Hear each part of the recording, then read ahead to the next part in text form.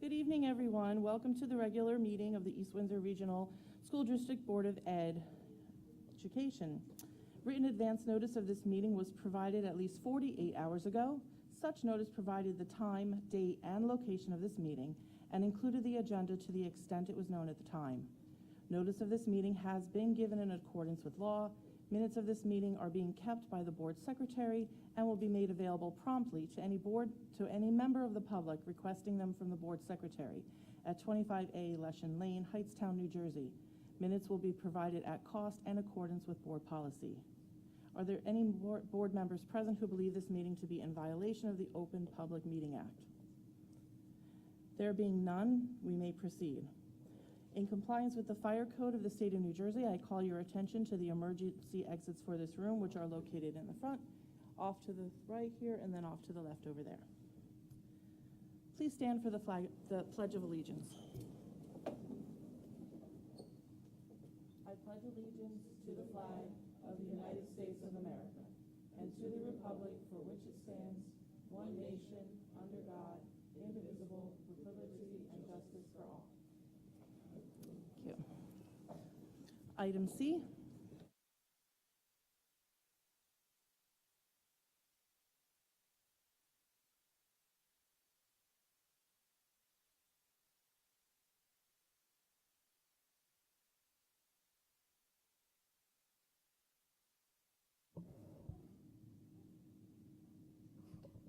Having read the materials received, I move the agenda be approved as submitted.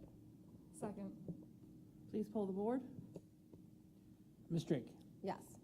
Ms. Murphy? Yes. Ms. Brajoli? Yes. Mr. Weeks? Yes. Ms. Patel? Yes. Ms. Lands? Yes. Item D. Be it resolved that the East Windsor Regional School District may hold 2 closed sessions at this meeting. These closed sessions concern personnel, administrative introduction, HIB report of May 8th, 2024, administrator update, and superintendent evaluation. Minutes of these closed sessions will be made available to the public when the need for confidentiality no longer exists. Second. Any questions? Please poll the board. Ms. Drake? Yes. Ms. Murphy? Yes. Ms. Brajoli? Yes. Mr. Weeks? Yes. Ms. Patel? Yes. Ms. Lands? Yes.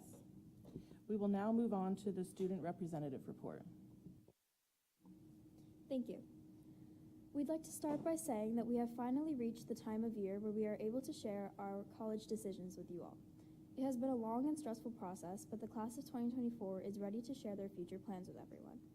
I am happy to announce that I will be attending Temple University in the fall with a major of kinesiology and a minor in psychology. I will be attending the University of Southern California in the fall with a major of international relations and journalism on a pre-law track as a presidential scholar. In the coming weeks, you will notice that the class of 2024's Instagram page will be slowly announcing everyone's future plans. We have already seen commitments to a number of colleges, as well as plans to enter the Air Force and Army.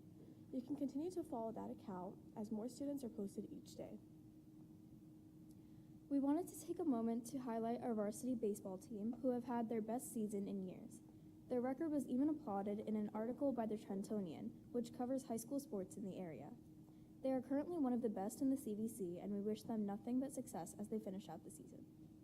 As for our other sports programs, Hightstown will be hosting guest speaker Mike Gatley this Thursday evening, who will be sharing information for parents and student athletes hoping to play at the collegiate level. This is an extremely helpful resource we are glad to have, as the process of becoming an NCAA athlete can be stressful and difficult to understand. We hope to see many aspiring student athletes there. Over the last 2 weeks, the students in the advanced placement courses took their exams for their respective classes. We would like to mention that all of the exams were conducted with efficiency and made extremely easy to understand for each student.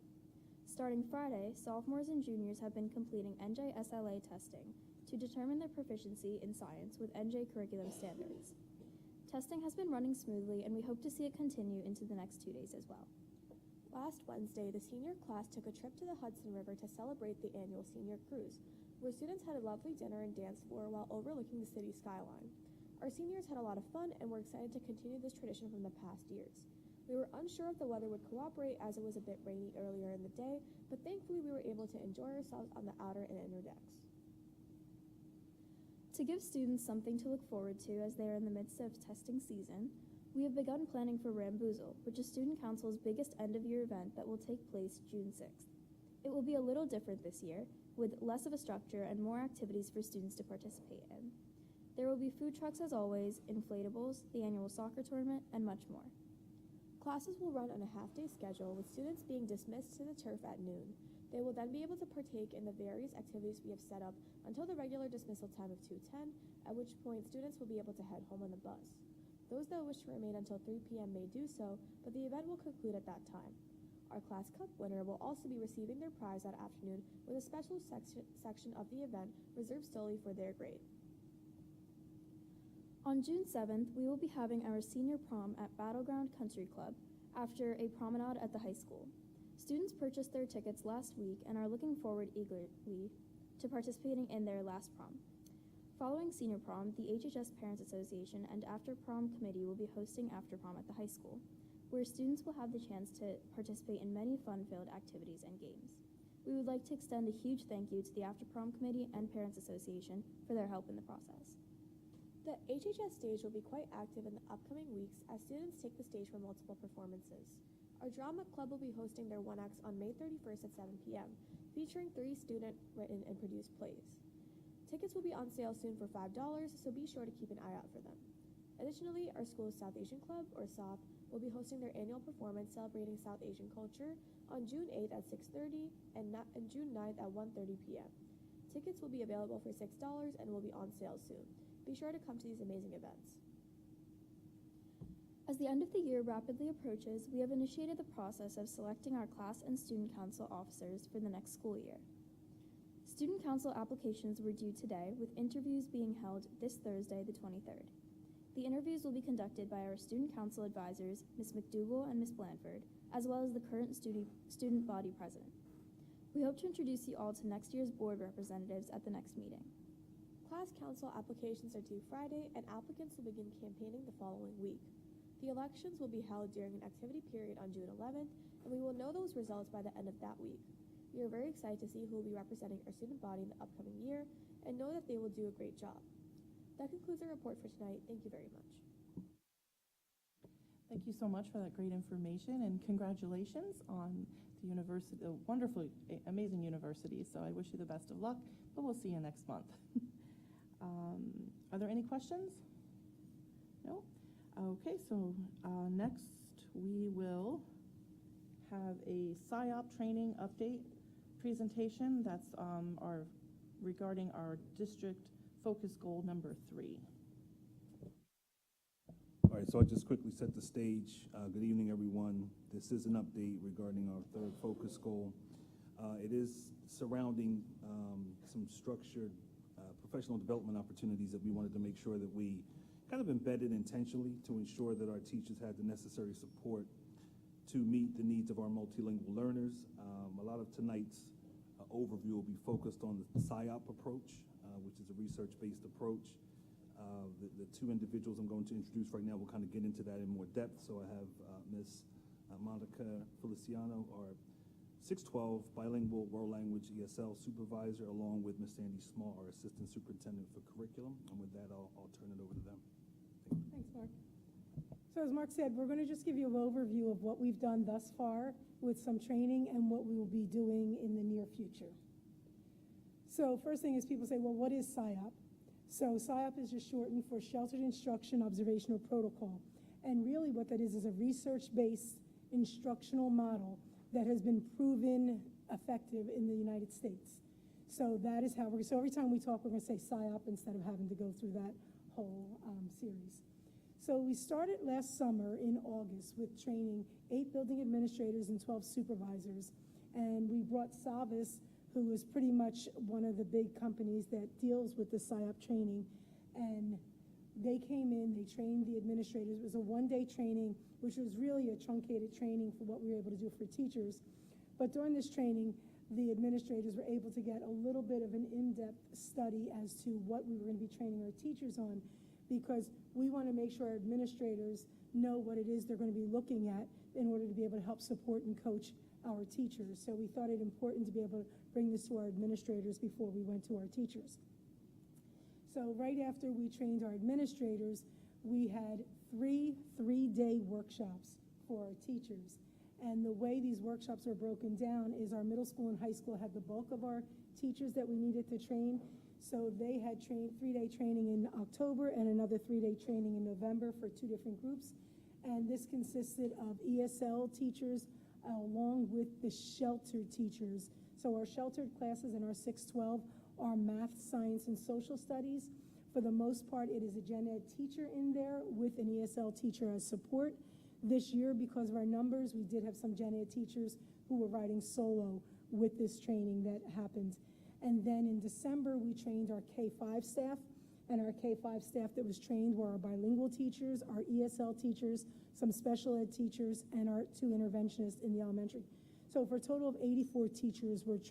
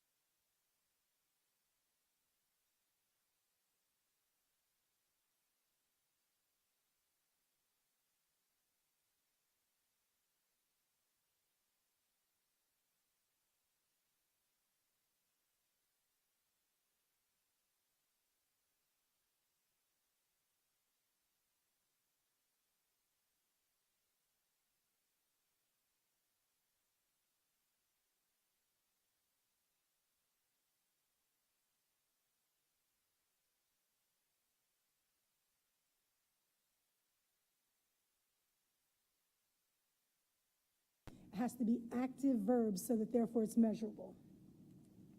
When we get into language objectives, same thing. They need to be written clearly and simple. There should be active verbs that are measurable, again, oral and in writing. One of the things that the teachers were a little confused about is, well, then what is the difference between a content and a language objective? So Monica was very easily able to say to them, here's all you need to know.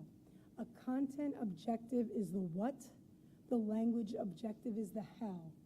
When Monica said that, the teachers were like, oh, so it's something that they already do, but they weren't doing it intentionally.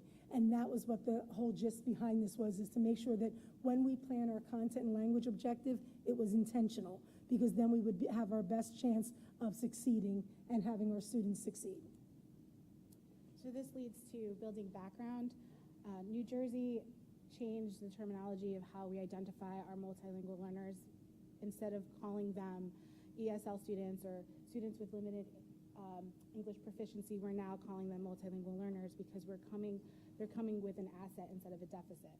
So it's something that we wanted to highlight here, and SIOP definitely brings that to the table, because during building background, we're bringing what they know about the world, about their culture, what they've learned in education from their countries, and we're bringing it into the beginning of the lesson. We're focusing them in by having open discussions, asking them questions to engage them in discussion about the topics. Through that, we are engaging them, we're focusing them, we're pre-teaching content vocabulary to get them started, and we're teaching them roots, prefixes, bases of the words to help with the language. These lead to strategies that they talked about during the 3-day SIOP. Our trainer was really good at highlighting 3 of the main ways to build background with the words and vocabulary, using cognates. There's a lot of Spanish cognates out there that you can use across curriculum. There's also word walls, meaningful word walls, so pre-teaching 8 to 10 words before you get into the chapter, having them posted so students can then use them through lessons and collaboration with their classmates. And 4 corners, graphic organizer, which is how we identify the words using an image, a student-friendly definition, not one you get from Google, but one that the students can understand, and then using the word in a sentence. He also highlighted many strategies throughout our 3-day workshops. Cognitive is the process of manipulating the activities. We're doing that by looking at key vocabulary, we're building the background, we're using graphic organizers, we're getting them ready to look at visuals and discuss. Then it moves on to the metacognitive. This is where we get our students thinking. Here, they're starting to ask questions. They're generating ideas. They're inferring. We use often with SIOP, we use the KWL chart. It's a graphic organizer to use in the beginning of delivering a lesson. You're asking the students what they know, which is the K. Generate those lists. Then you preview the book or the text or watch the video, and then you ask them, what do you want to know? This is them creating their questions. And then after they've read, synthesized, they're going to go back and identify what they learned. So that's a big one. Then it goes into the language learning strategies. Here, they're developing, they're skimming, they're scanning. They're able to paraphrase by using the strategies that they've learned throughout the lessons, and using prefixes and suffixes to help with the language and the paraphrasing. So I said to Monica that as we go through this, if you read through this and you know anything about when students learn how to read, all of this is very similar to what our English students do and how our English students do it. So this isn't anything new. It's simply a matter of us now doing best practices with our multilingual learners. So all of this should be very familiar with that. And then we already use a gradual release model in district, but it's also used throughout SIOP. So we decided to highlight that today. It does promote high order thinking. We are avoiding questions, yes, no answers. We want the students to expand upon their answers. And to do that with the various levels, there's different strategies that we use. We can use word banks, we can use sentence starters, sentence frames to help them guide to using the language. Let's see. Think alouds are a big one. It's to get students thinking, talking, collaborating. Really want them to use the language that they're learning So this is a way that we can get them involved. Then comprehensible input. So this is making the information that we're giving them comprehensible to them. It's meeting them where they are and then building them up. So we're not going to give them, let's say in ESL, one student's Shakespearean novel, but we'll find an adapted version of Romeo and Juliet to help them understand the concepts and meet the standards. So we're also practicing the 4 domains, and we want to cross all 4 domains throughout our lessons. We are rephrasing, rereading, helping students understand what's in front of them. We're using visuals and real-life scenarios. So we often talk about the 4 language domains, and I just realized that we never even shared with you what those 4 language domains are, because it's something so normal for us. And as soon as we say it, you're going to say, oh, that makes sense. Is really reading, writing, speaking, and listening. So whenever we talk about the 4 language domains, that's what we're referring to. So when we're talking about our language objectives, that's what we're asking our teachers to do, is to focus on one of those language domains. And then it just leads to practice and application. So now we're asking the students to incorporate the strategies that they're learning in the classroom in their objective in meeting the goal. So that could be through partner work, individual practice. It could be through project-based learning. So the language is alive, it's experienced, it's active in the classroom. So we just tried to give it to you in a nutshell, what we went through with our teachers. And then what we want to do is pretty much talk about next steps. So we trained 84 teachers. Now what? We have many more teachers. So what we are looking to do is to do some more mini trainings rather than 3-day workshops. So doing like a condensed version like we did with the administrators for any teacher who is interested. So we plan right now to have 2 sessions in the end of June and then 3 sessions in August, where we will have a PSYOP trainer come in to be able to talk about the 8 components, focusing on learning content objectives, and being able to go through giving our teachers some time to be able to plan, help coach them, things like that. Because one of the things that we are hoping for the 24-25 school year is that along with our content objective, the language objective would be embedded in all of our lesson plans.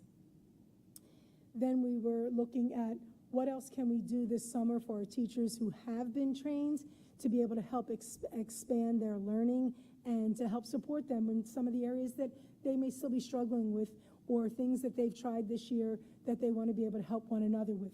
So this is just a little bit of tasting of some of the PD sessions that will be run this summer for our teachers. I know we pretty much went through a really quick way of doing it, but anybody have any questions that we can answer for you?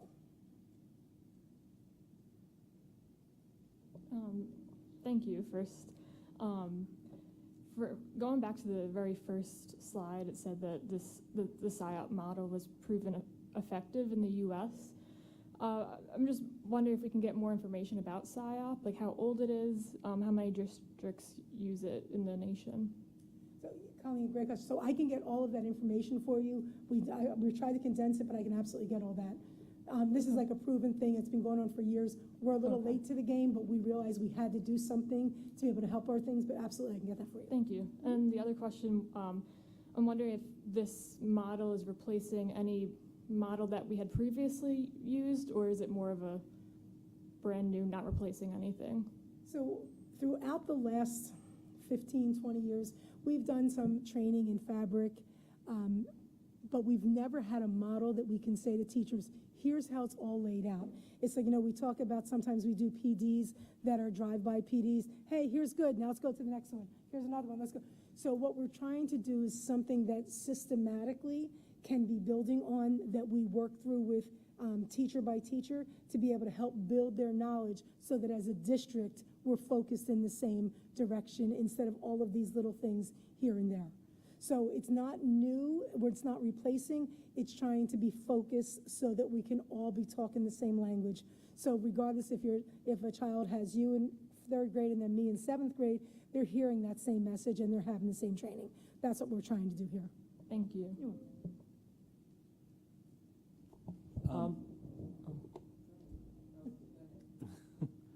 So far, 84 teachers have gone through the training, and are we projecting, I know we have more training coming up over the summer. Is the goal to have this be district-wide to some degree for every person in an instructor level? Yes, the goal would be is to be able to have every one of our teachers trained. I know that's idealistic. In the summer, I'd love to say, hey, we may have 10 sessions and we can get every teacher trained. That's idealistic on my part. Realistically, if we can have 80% of our teachers trained by September, we can work on the next 20%. We just need to see how many teachers are available this summer to be trained and then find out what we have to do throughout the year. So I'd love to say, hey, by September 1, every teacher has the training. That's not realistic, but our goal is by the end of the year that every teacher will have some type of a training with this. And that, we talk about, we have some PDs and training throughout the year. This is something that we want to see work throughout the year, and it's not just a one and done. And what kind of feedback are you getting from the 84 folks that have already gone through the training? Yeah, so a lot of them have really flowed away with it. I mean, going through the targeted walkthroughs, they're using a lot of the strategies that were used during the 3 days. A lot of them feel that they're able to reach their students, especially the lower levels who come in, like across content. So math being one of them, science. It's helping them with the skills and strategies they need to sort of meet the students where they are. And the other thing that we have seen throughout is that some of these strategies are things that teachers have used, but that wasn't with the intention to be able to affect change. So now they're able to do intentionally planning so to be able to see some of these things happening. So they've done 4 corners, they've done all this, but now it's with that focus with making sure they have a language objective in mind. And that's good teaching, whether it is a multilingual learner or is an English learner only. So we're trying to be able to show that this isn't just about our multilingual learners. These are good practices that we're trying to put in for that. So we've gotten a lot of positive feedback because they really feel that they already do some of this. Now they're just brushing up or polishing, if you will. And just to piggyback off of that, I feel like it also sort of ignited some teachers, right? Reinvigorated their passion for doing fun, collaborative things in the classroom. We forgot to mention, but we also purchased some supplies for them to use. So chart paper, markers, timers, a bunch of different things that they could use after the training. So I feel that they're really embracing it. And I think the other thing, Mike, as you're talking about, when you ask that question, is this is something our teachers have asked for. Please give us some strategies to be able to help support the learners in the various learners in our classrooms. So I think they were just so open because they really wanted to be able to do what's right by our students. So, Thank you. Okay, Sandy, I think you actually just answered my question. My question was going to be, being that this is for multi-language learners,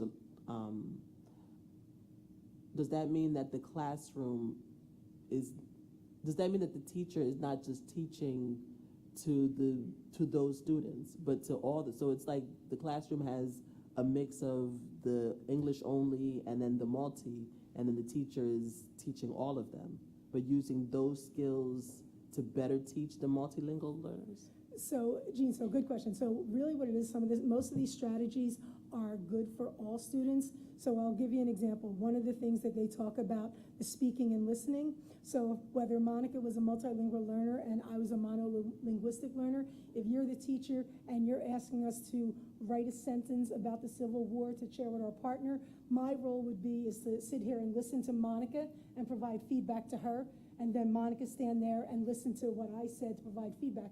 So what we're doing is we're basically having our students being able to create a writing piece, listen to their partner, as well as speaking. So we're getting all those language domains, and all of that is good for all students. So some of our shy students who don't want to speak in front of the class can speak a one-on-one, can speak to a small group. So what our teachers are finding is that there are some benefits for all students in here.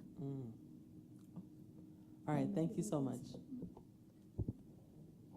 Sandy. Hi. Thank you so much for the presentation. So moving forward, it sounds like this is something that we are interested in embedding into best practices throughout, the district and throughout, all the all teaching. So are these skills that you're going to be looking for, even if the teachers don't take part in the training? Are you going to be looking for these skills when you're evaluating? So this is one of the things, these are our little baby steps that we're trying to do. So this past year, as we made sure, if you say we have a targeted audience when we do central office meetings, and for that meeting, any teacher who was not absent that day did get a taste of the language objective and the content objective. So then the supervisors and the building administrators asked them to then put one in their lesson plans, and then we were able to work through it. So we're not going to ask a teacher to do something that we haven't provided some training for. So if someone doesn't have the training, we're going to find ways to train them to make sure they understand it, because there's nothing worse than asking someone to do something that doesn't make sense to them. It's not going to be done right. So our goal is, going back to what Mike asked, is to train everyone so that it does make sense. You do need some buy-in so that they understand what the reasoning is behind this, so then when we do ask for these things, that it makes sense. So I'm not going to say to you this year in the evaluation, this is going to be like, we want to make sure that we are building teachers to be able to do what's right for students. I'm sorry, I meant in the future, right? So going forward, this is part of best practices, East Windsor Regional School District, and this is, and we're doing this with intention, okay. Thank you. Any other questions? No. Thank you, Sandy. Thank you very much. Okay, next we will hear the superintendent report from Mr. Daniels. Okay, good evening, everyone. Thank you again to Sandy and Monica. So just in terms of the training, and they shared it quite eloquently, but I think that obviously we know that we need to provide support to teachers to meet the needs of students. We want to make sure it's done in somewhat of a systemic way, and it's not determined by any individual, but collectively kind of an approach that the district has adopted. So I think that the feedback, just in terms of popping into the training earlier this year, teachers were obviously engaged. They thought it was worthwhile. I think part of the trade-off, I'll be completely honest, was that some teachers are having difficulty leaving their classrooms for 3 days in a row. But we thought the support that they would receive was just that valuable. So I think the content makes sense. I think that we're not looking to hard sell it. We think it's something that just is in line with what students need, and we're hoping that as we move forward, it enables our teachers to feel like they have a greater sense of efficacy in terms of meeting the needs of our multilingual learners who come with the skill set. We just have to leverage it and maximize it. So looking forward to continuing to embed that into the culture of our school district. I just want to come back to our student representatives just for a moment. I do this periodically, so I do want to congratulate our amazing student representatives for finalizing their college decisions for next year. I have no doubt that you'll be successful as you transition. Just hope you represent the district well as you move to Temple, which is not too far, and then I heard USC, which is kind of far, but both great institutions. Wishing you continued success. Hard to believe there's only one more meeting. You probably can't wait. You're probably like, you know what, let me get this last meeting over with. So we do have one more board meeting, June 10th. I'm hoping you can attend that last meeting, right? We do want to provide a small token of appreciation for your service to the school district on that evening. And hopefully we'll be passing the baton in terms of the individuals who will be replacing you for the upcoming school year. But I think you've set quite a high bar, and definitely appreciate your service to the district this year. Okay, so thank you for that. We'll talk a little bit about an administrative recommendation. So tonight, talking about the Perry L. Drew School principal position. I'm pleased to share that on tonight's agenda, we do have a recommendation for the principal. That obviously the position becomes available after Mr. Dias retires next month after his successful career within the school district. So after completing a pretty rigorous interview process for the past few months, Mrs. Jasmine Allen has emerged as the educational leader who we believe has the appropriate disposition, experience, and skills needed to nurture and navigate the continued educational journey of the Perry L. Drew School. Mrs. Allen currently serves as the principal of Bedwell Elementary School in the Somerset Hills Regional School District. She also previously served as an assistant principal in Montclair, a data coach, and a 4th and 5th grade teacher in the East Orange School District. So Pleased that she's here tonight, and the board will have an opportunity to meet with her during executive session. CUSAC update, exciting things here. So I recently shared with the board, I've been sharing, I guess over the past few months, in terms of the 3-year cycle that all school districts in New Jersey participate in, regarding really a self-assessment of sorts, and it's a huge amount of compliance connected to a school district providing information, evidence within 5 key areas. Those areas are instruction and program, fiscal management, governance, operations, and personnel. So if you recall, the Mercer County Executive Superintendent and his team had an in-person, they kind of had a combination of things, virtual and in-person monitoring, I guess I can call it, where we had to initially upload quite a few items. They then engaged in a process of reviewing those items. They then met with us in person to kind of discuss a few things, also look at a few items in person. You know, fortunately, this only occurs every 3 years. So the goal ultimately for every school district is to be placed on a continuum in each of those 5 areas. The expectation is that a school district receives a score of at least 80% in each of those areas. Fortunately, I'm pleased to announce that our school district did achieve that. There's a few layers in terms of criteria, but ultimately a lot of it's compliance outside of the instruction and program area. That's a combination of factors, and there's obviously some student growth tied to that. So for an instruction and program, we were placed at 82%. Fiscal management, we received an 84% scoring. Governance, we received an 89%. Operations, we received 95%. And personnel, we received 100%. So since we've satisfied the 80% threshold, you know, our school district, the East Windsor Regional School District, has been determined to be a high-performing district. Therefore, the acting commissioner of education will recommend to the State Board of Education that the district be certified as providing thorough and efficient system of education for a period of 3 years until the next review cycle. So positive feedback, positive news. I will say that this is really a testament to the commitment of our dedicated staff, our administration, and obviously the Board of Education. Fast forwarding to June 10th, I referenced it a little while ago regarding our student representatives, just a couple of kind of highlights for that meeting. So we do have our retiree recognition. During that meeting, we're in the process of identifying who will be confirmed to attend. As you know, we'll have our principals and folks who are in supervisory roles sharing a testimonial and thanking those individuals for their service to the school district. We will also have a follow-up presentation. We had a Focus Goal 3 tonight. We actually initially was scheduled to do these at the last meeting. A few things got a little confusing. So we're going to have our Focus Goal 2 update connected to equity audit recommendations and next steps for the school district. That will be the presentation for the June 10th meeting. Just to highlight a couple of spring concerts. What a wonderful time of the year. Just left the auditorium here at the high school where we had our GNR 4th and 5th grade band perform. So it is concert season.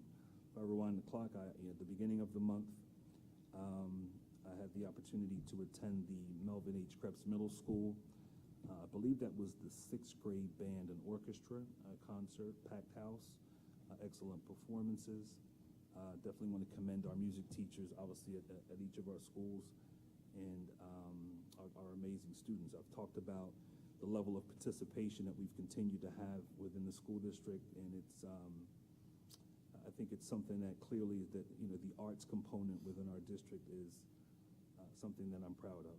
So kudos to the middle school students and staff.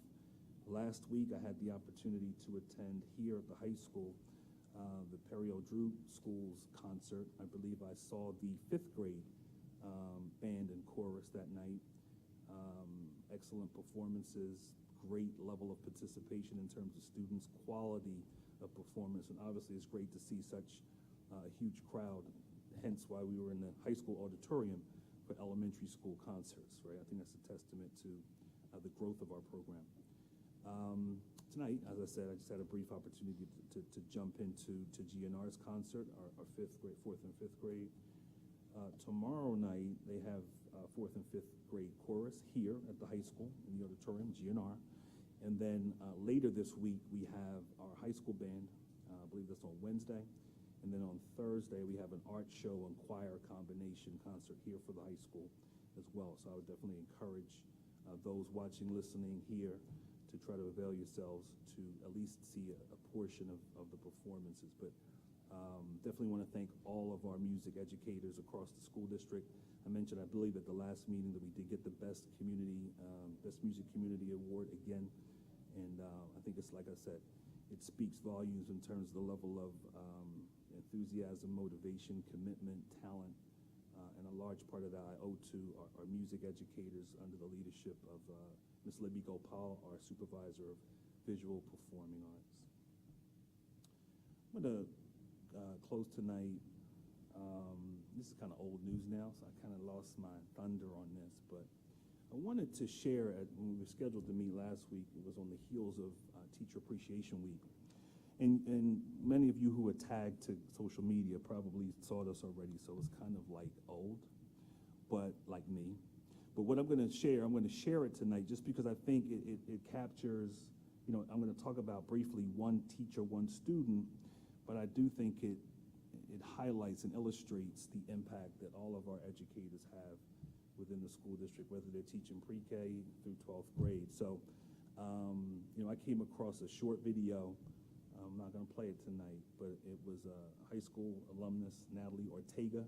Natalie is a current member of the Broadway musical Wicked, and they had a night or evening connected to Teacher Appreciation.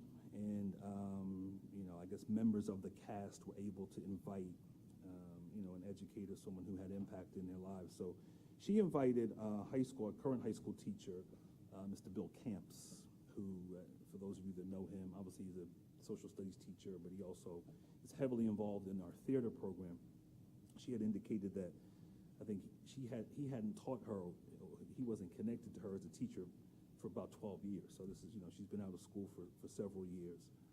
But there was a small clip there where she was on stage, and she really talked about the significant impact that Mr. Camps had on her and the belief that he had in her. And I just thought that was an amazing story, amazing way to say thank you and appreciate his impact. But as I said, he's a very humble individual, but I do believe that shows the impact that our educators here in our school district have. And I just wanted to highlight that. And if you haven't seen it, find it. It's a great moving clip, and I think, as I said, it's a testament to the impact of the teachers here in our school district. So with that said, that concludes my report. Thank you. Thank you, Mark. Any questions?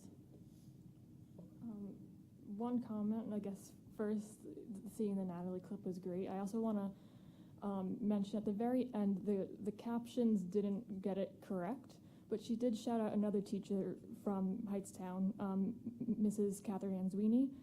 She passed a few years ago, but she made the music department what it is today.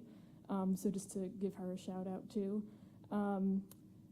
The question for the upcoming retiree celebration at our next meeting, I'm thinking back to last year. I think we only recognized the teachers who were able to actually appear. I'm wondering if we can give a shout out to even those who can't be there, just to recognize everyone who's retiring. I think the way we've done it in the past, the folks who are not here, we do mention their name. I'm not sure if we read the testimonial. Are you advocating for us to read the testimonial even if they don't attend?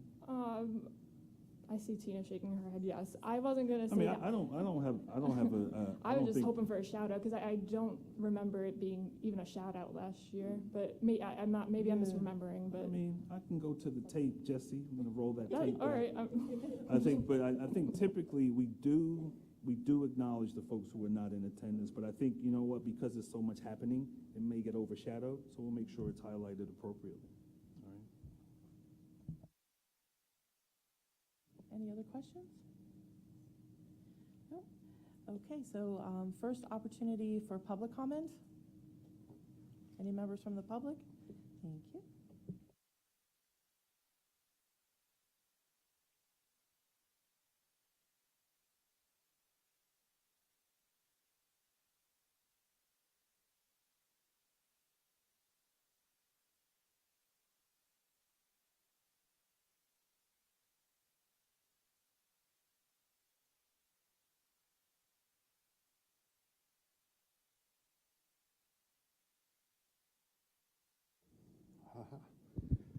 Ed Hirschman, Hightstown High School Parents Association.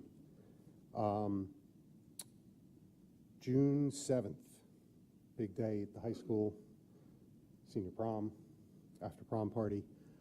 We are starting that morning with a presentation called After the Fire. I was able to work with Chad Reed, Fire Marshal for Hightstown Borough, and Mr. Vinson to bring Alvaro Llanos and Sean Simmons, two of the survivors of the Seton Hall fire, to the high school. They are motivational speakers. They do a presentation on situational awareness directed at high school seniors going to college, explaining their experience. It's very emotional, intense presentation. Hopefully the students will get a lot out of it. But I'd like, if any of you are available, please come and check it out. It will be first thing in the morning because these seniors have someplace else to be later on that morning. Also, later that day, I invite you all to come out and check out our after prom party. If you are unable to help us set up or work it, I invite you to come out about 10 o'clock and at least see what we have done. It is always a phenomenal transformation that we turn this building into. And lastly, I just wanted to thank you all. I know we only got one more meeting left, and I'm not 100% sure I'm going to make it because I got a senior car parade I got to take care of for the music boosters. But I want to thank you for indulging me for the last 3 years, coming up here and speaking before you and throwing all kinds of information at you and speaking my mind. It's been an honor and a pleasure working with all of you, working with everybody within the district, working with Dennis. It's been a great experience. I've loved every minute of it, and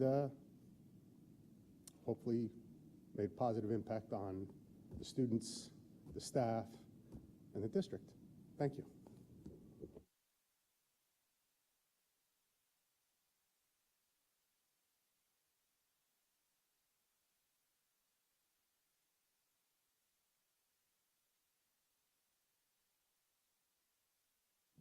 Yeah, I was just going to say a couple of words there, Ed. You walked away from the podium, but I just wanted to, all right, it sounds like you're leaving us, Ed. I'm not sure. You graduating? Where are you going?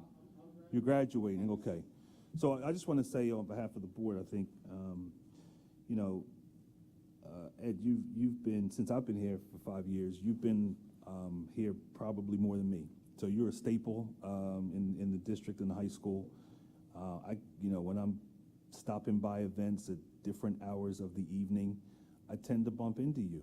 So your commitment is second to none. And the last compliment I think I shared with you was last week when I was here for the Periel Drew concert, and I was just commending you and your team for how you showed the teachers here at the high school a week's worth. I don't want to say this right now because some of the other schools might get a little envious, but the level of appreciation that you shared with the teachers here, that was quite impressive. So definitely view you as kind of like a staple of the community, and hopefully you won't be going very far, but definitely thank you for all of your service and selflessness that you continue to exhibit. So definitely appreciate having the opportunity to work with you.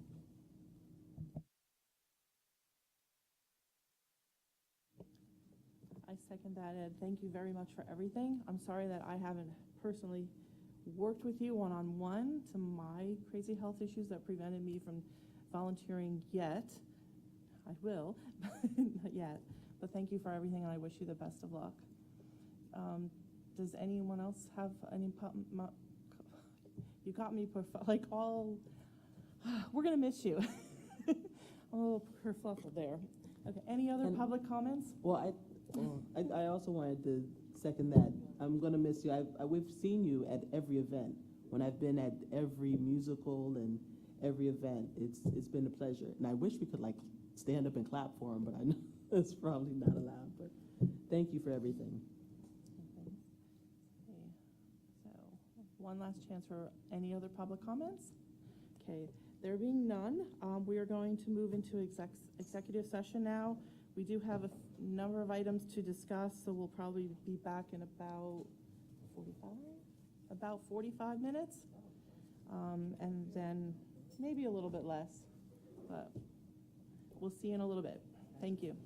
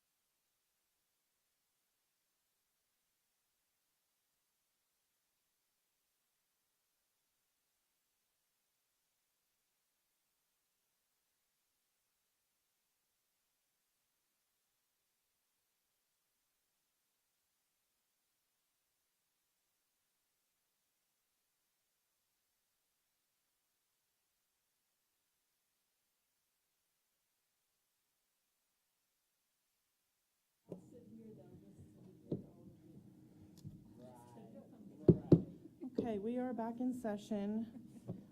It seems like Jean has to step out. What is our protocol for that? Can we continue or should we wait? We're still good right now with okay, very good. Just, I know, I think she's coming back, but she's just, yeah, a personal, yeah, okay. Okay, so we will move on to item 7, old business. At the moment, we have all of our future committee meetings listed on there and nothing else. Just wanted to make some comments here. When Nicole returns, she and I will be speaking about our board retreat and starting our board self-evaluation. So I wanted to kind of we can reach out outside of the meeting too, but is there a preference for the retreat to take place at the end of the July 15th meeting or during a special meeting? Do we want to hold a special meeting for just specifically the board retreat? I think we've done it both ways in the past. I know my preferences, but I'd like to hear everyone else's preference. July 15th, I won't be here. It has to be July 15th? It does not. Okay. It does not. And it's going to be on school site again? Or will be going somewhere? Yes, it'll be on site. Okay. So you can email Nicole and I individually. I just wanted to put it in your brains to start thinking about that. Okay. I'd also I would actually like to put a placeholder here for our next meeting to have a discussion, again, about possibly making that curriculum committee a committee of the whole. And then can we add PSYOP on here just in case there's any follow-up questions for our next meeting? Okay, any other thoughts and questions in this area? Yeah, what do you mean by curriculum as whole? I'm sorry. Instead of having a committee of 4 in the side room, we would do all business as a committee of a whole here at the table. Mm-hmm. Okay. And there's pros and cons to both, so. And that would be effective? We would have a discussion, no effective anything. This is just a throwing it out there thought, like let's have a talk about this to see what works best for the board and administration and the district. Mm-hmm. Thank you. Mark? I just want to add that the next policy committee meeting is scheduled for June 3rd. Originally, we had a board meeting on June 3rd, but we changed the calendar, so there's no board meeting that day. I just want to make sure that that's okay, June 3rd, in terms of, I can reach out. I actually have some policies that I'm going to share with the committee in advance of that meeting, just some drafts for you to review, but I just wanted to make sure people understood that June 3rd is not a board meeting night. All right. Yeah, thanks for pointing that out. I missed that. Okay, so done with that. So second opportunity for board member comments. Okay, if there's none, our second opportunity for public comments. No members of the public here to speak. So we will move on to, Jean's walking back. Jean, I'll hop back for just a moment. Did you have any other additional board member comments? No. Okay, so then we will move on to item 10.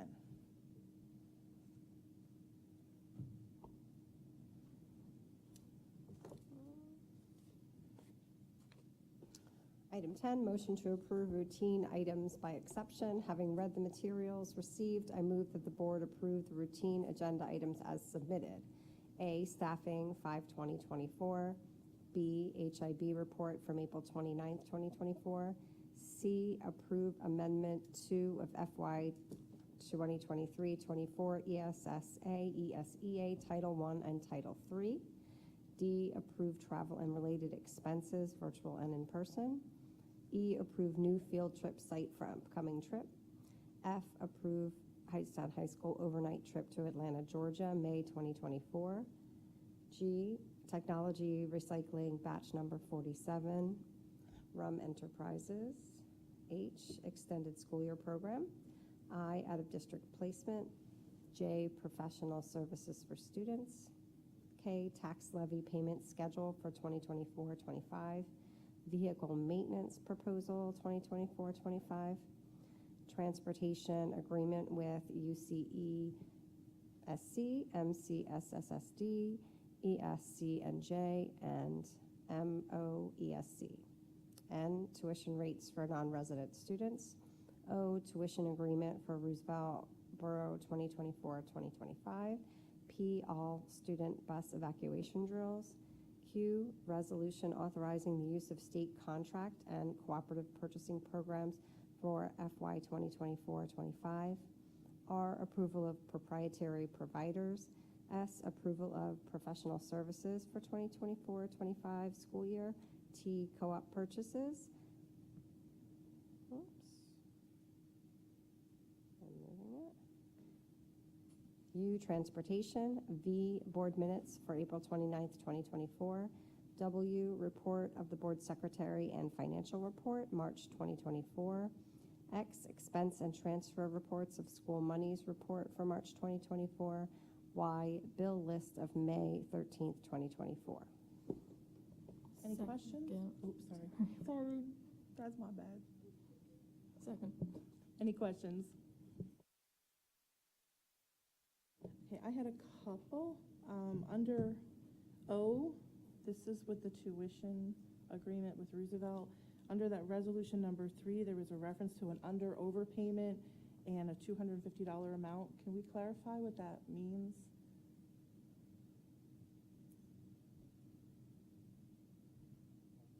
Yep, no problem. I should have given you a heads up so you could look at that first. Hold on. Yeah, it says, page 2, so it's resolution number 3. Both parties agree that when the actual tuition costs per student are finalized, any under or overpayment of tuition, ...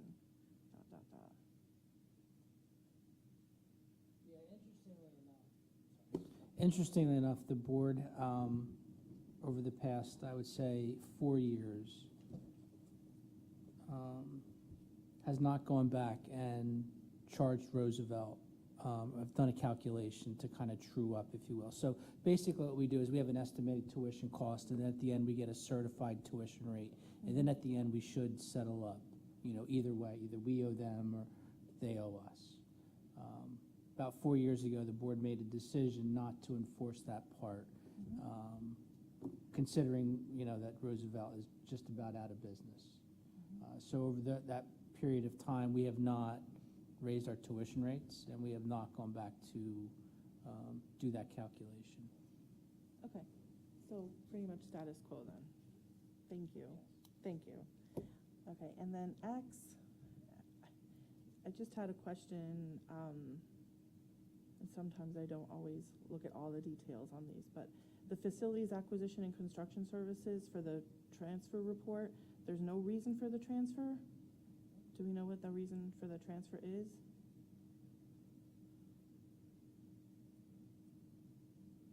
Yes, I did. If you want to give me a second. Sure.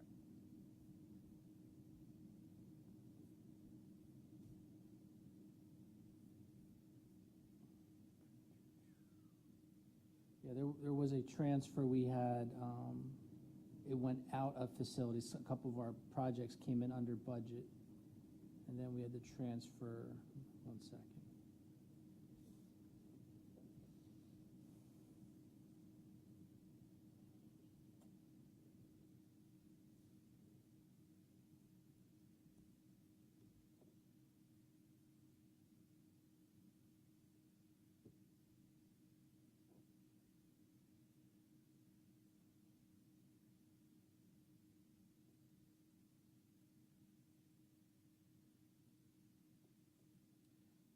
So we did some transfers out of our facility projects and into our equipment line of $473,000. If you remember, a couple meetings ago, we did approve quite a bit. The board approved buildings and grounds equipment, particularly 3 trucks, a new Bobcat, a front-end loader, and a bucket truck. Okay. So those transfers were the result of that. All right, thank you for clarifying. No problem. Okay. And we had to send that off to the county, and we did get county approval for that. Okay, great. Okay, any other questions? Poll the board.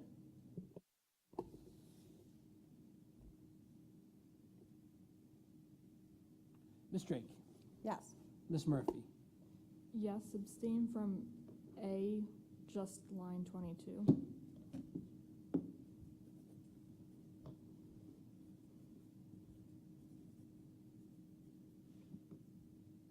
Thank you. Ms. Bougele? Yes. Mr. Weeks? Yes. Ms. Patel? Yes. Ms. Lands? Abstain on 10D from just the line item regarding myself. Yes to all others. Thank you. Okay, we are now going to move into a second executive session to discuss the CSA evaluation. There's no action to be taken after this, so we will end the public session here and adjourn immediately after our discussion. Thank you.